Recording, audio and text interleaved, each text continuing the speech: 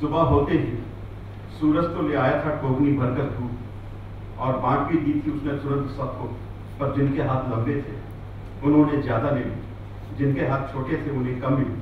जो बौने थे भीड़ में दब गए, जो अंधे थे राह भूल गए, जो बीमार थे उन्होंने पहुंचते पहुंचते दम तोड़ दिया, और जो लंगड़े थे जब तक पहुंचे धूप खत्म हो चुकी। इससे बेहतर मैंने सुना नहीं। सूचना संचार तकनीक के चमत्कारी आयामों वाले आविष्कारों से यद्यपि मानव जीवन में क्रांति आई है, लेकिन भौगोलिक चुनौतियों और जागरूकता की कमी के कारण उपेक्षित समूह और वंचित वर्गों तक इसकी रोशनी बिना किसी बाधा के पहुंचाना एक बहुत बड़ी चुनौती है।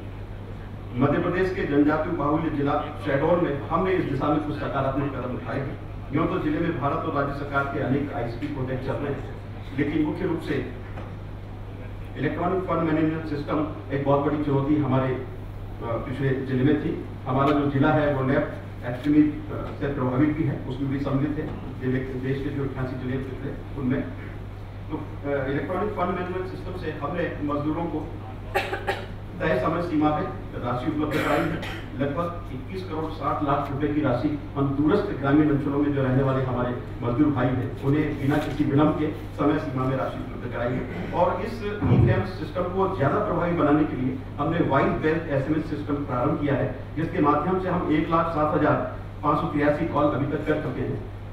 ग्रामीण क्षेत्र में जो दूरस्थ हमारे जो रोजगार सहायक हैं, सचिव हैं और जो मैट हैं, उनके माध्यम से हम राशि मजदूरों के सीधे खाते में ट्रांसफर करने की सूचनाएं देते हैं।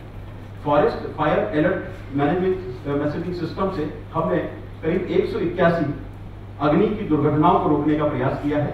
बकौल एक शायर कि हरा शजर ना सही, सूखी घासी रहने दो, जमीन के जिस्म पर कुछ तो निवास रहने दो। हम हमारी धरती को प्राकृतिक हरितिमा के आवरण से सदैव संजोए रखने के लिए संकल्पवाद हैं। इसी के साथ में जन सुनवाई जो स्वच्छ प्रशासन देने की एक पहल है, हमने अपने जिला स्तर पर एक ऑफलाइन सॉफ्टवेयर तैयार किया है। सारे अधिकारी कर्मचारी बैठकर जन सुनवाई करते हैं, शिकायतों का संवेदनात्मक दृष्टिकोण से, सकारात्मक दृष्टिकोण से उसका निराकरण करते हैं। जनपद संचार के माध्यम से हम दूरस्थ विकासखंड और जनपद स्तर पर बैठे हुए कर्मचारी अधिकारियों से सीधे संवाद स्थापित करके जन कल्याण की योजनाओं की समीक्षा करते हैं और फीडबैक लेकर उसके आधार पर अगली जो है कार्रवाई करते हैं।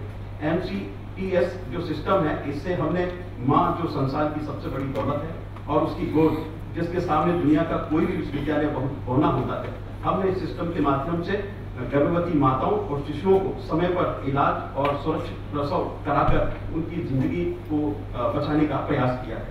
Vehicle tracking system for PDS में हमने जो कैरोसिन है और खाद्यान्न वस्तुएं हैं उन्हीं वाहनों में परिवहन कराते हैं जिनमें GPS लगा होता है। तो इससे हमें मॉनिटरिंग में बहुत सुविधा होती है। उचित कीमत पर, उचित समय पर, उचित सामग्री गरीब रेखा के नीचे रहने वाले APL और BPL परिवारों को प्राप्त होती है।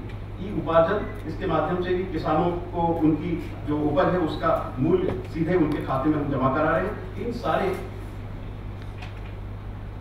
जो प्रोजेक्ट्स जो चल रहे थे उनको हमने इनके माध्यम से उनका अलाइनमेंट करने की कोशिश करिए। जैसे वाइस बेस्ड SMS हम जैसे ही FTO जारी करते हैं, फंड ट्रांसफर ऑर्डर, उसकी सूचना तत्काल मैं रोजगार सहायक और सचिव को दे देते हैं। उसके माध्यम से मजदूरों को मिल जाती है।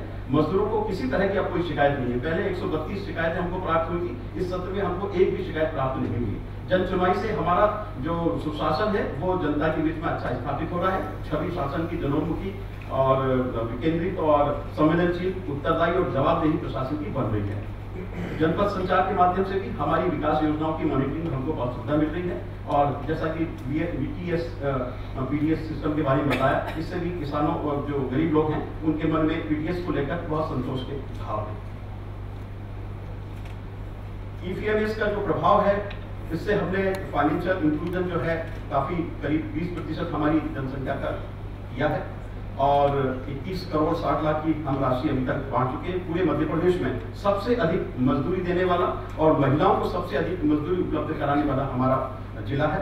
और वाइस बेस्ड SMS से हमें ये चूंकि द्विपक्षीय संवाद है तो बाद में रिस्पॉन्स भी मिलता है कि वाकई में सूचनाएं उन तक पहुंच रही नहीं पहुंच रही, और जो सूचनाएं हम देते हैं उसमें किसी तरह का कोई विरूपण नहीं होता है। Forest fire alert message system से हम वन्य प्राणियों को, मानव जीवन को और हमारी जो प्राकृतिक क्षमता है उसको बचाने का हम इसके माध्यम से प्रयास कर रहे हैं। सूचनाएं अब महज जानकारी नहीं वरन एक मूल्यवान संसाधन हो गई है। अतः किसी भी राष्ट्र तथा किसी भी समाज के समग्र विकास में सहयोग देने के कारण सूचना संचार तकनीक में इसकी भूमिका निरंतर बढ़ रही है। सामाजिक जीवन का कोई भी क्षेत्र अब ऐसा अछूता नहीं है जो इससे लाभान्वित और प्रभावित ना हो। EFMS के माध्यम से वित्तीय समावेशन, बैंकिंग व्यवहार, साहूकारों के और महाजनों के चंगुल से मजदूरों की मुक्ति और मजदूरों में की जो साख है बैंकों में, इसके माध्यम से हमने बढ़ाई है, बचत की भावना उनमें जो है निर्मित करी है। वर्तमान समय में सूचना संचार तकनीक में हुए जो क्रांतिकारी विस्फोट ने मानव सभ्यता के इतिहास में एक नए युग का सूत्रपात किया है। ये एक ऐसी क्रांति है जिसमें ना तो गोली चली और ना ही खून का कतरा ही बहा। इस क्रांति ने दुनिया के करोड़ों लोगों में नई आशाओं, आकांक्षाओं, अपेक्षाओं को जन्म दिया है।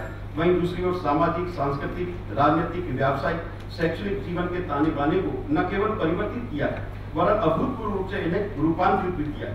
इसने संपूर्ण विश्व को एक ग्राम सदृश स्थिति प्रदान की है। यह तकनीक मानव इच्छा का साकार रूप है। यह 24 घंटों काम करते थकती नहीं, विश्राम के लिए रुकती नहीं। इसका मस्तिष्क देवी मस्तिष्क है, उससे गलती, भूल या अशुद्धि की संभावना हम नहीं कर सकते। रही विलंब की बात, तो यह शब्द तो उसके शब्द को उसमें है ही नहीं। इस तकनीक ने हमारे समृद्ध सूचित समाज के सपने को साकार करने का अद्वितीय अनुष्ठान प्रारंभ किया है। हाल ही में चुनाव संपन्न हुए। चुनाव जो लोक निष्ठा का प्रतीक है, इस चुनाव में मतदाताओं का जो आश्चर्यजनक ढंग से प्रतिशत बढ़ा है, उसमें सूचना संचार तकनीक की सबसे बड़ा मुख्य जो है भूमिका रही है। निसंदेह यह तकनीक लोकतंत्र की वीणा पर आम आदमी की जिंदगी की सीढ़ी को सजाने का लययुक्त गतियुक्त गीत है। ये भारत माता ग्रामवासिनी ओढ़े मैला सा आंचल, इस आंचल को सुजलाम सुफलाम मलयजक शीतलाम बनाने का अद्भुत माध्यम है। आईसीटी ने ग्रामीण क्षेत्रों का परिदृश्य बदला है, भारतीय अर्थव्यवस्था को नए आयाम दिए हैं। खासतौर से युवा जो शक्ति के पुंज, उमंगों के सागर और समाज के संबल हैं। ग्रामीण इलाकों में तमाम युवा जानकारी के अभाव में हार मान लेते थे। पढ़े लिखे होने के बाद भी निराशा के अंधेरे में घुटते रहते थे। कई बार उन्हें विभिन्न अवसरों की जानकारी भी नहीं मिल पाती। वहीं अब इंटरनेट के जरिए वे खुद अपनी मंजिल तलाश कर रहे हैं, अपने मार्ग तलाश कर रहे हैं। ग्रामीण युवाओं का पलायन रुक रहा है। इंटरनेट से विभिन्न विषयों की जानकारी उन तक पहुंच रही है। किसानों का सशक्तिकरण हुआ है। लोकतांत्रिक प्रक्रिया में आम आदमी की जो भूमिका है वो बड़ी है। नागरिकों का सशक्तिकरण हुआ है, महिलाओं का सशक्तिकरण हुआ है। जनता और शासन के बीच में बेहतर तालमेल इस आईसीटी के माध्यम से हम स्थापित कर पाए हैं। शासकीय योजनाओं की अब जनता निगरानी करने लगी है। लोगों को सस्ती, अधिक कार्यकुशल और त्वरित सेवा उन्हें आसानी से मिल रही है। स्थानीय सुशासन मजबूत हुआ है। सामाजिकरण का एक प्रमुख अभिकरण के रूप में आईसीटी डेवलप हुआ है। जनमत निर्माण के मंच के रूप में न्यूनतम सामाजिक सहमति का वातावरण विकसित करने में इसका योगदान रहा और इसके साथ साथ ग्रामीण नेतृत्व को पनपने का अवसर भी प्रदान करने में, ग्राम जनतंत्र की भावना का विकास करने में और जीवन स्तर और सामाजिक प्रतिष्ठा में बदलाव लाने में भी आईसीटी की भूमिका बहुत महत्वपूर्ण रही है।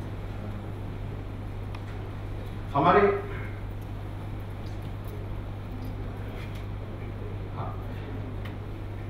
मेरे जो जिले का जो यूएसपी है उसके संबंध में मैं ये कहना चाहूंगा कि देश के जो पिछले जिले हैं उसमें हमारा जिला शहडोल शुमार है।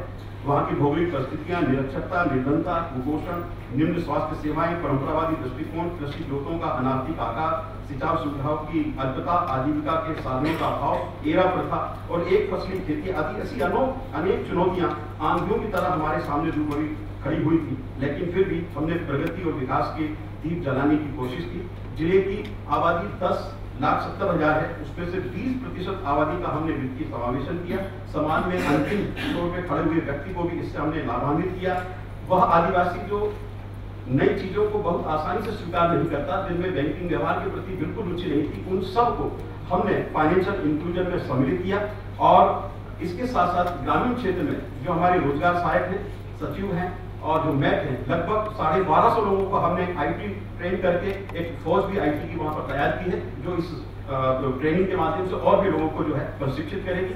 सामाजिक और आर्थिक जो बदलाव है वो इस EFMS के माध्यम से हमने किया है। महिलाओं को और आर्थिक आजादी मिली है और ग्रामीण क्षेत्र में स्थायी महत्व की जो सार्थक अधोसंरचना है, संपदा है, उसका सृजन हुआ है। गांवों में खुशहाली और आत्मसंतोष के भाव देखे गए हैं और इसके साथ ही ग्राम्य समाज का जो शक्ति समीकरण है उसे बदलने में भी इस से हमें लाभ मिला है।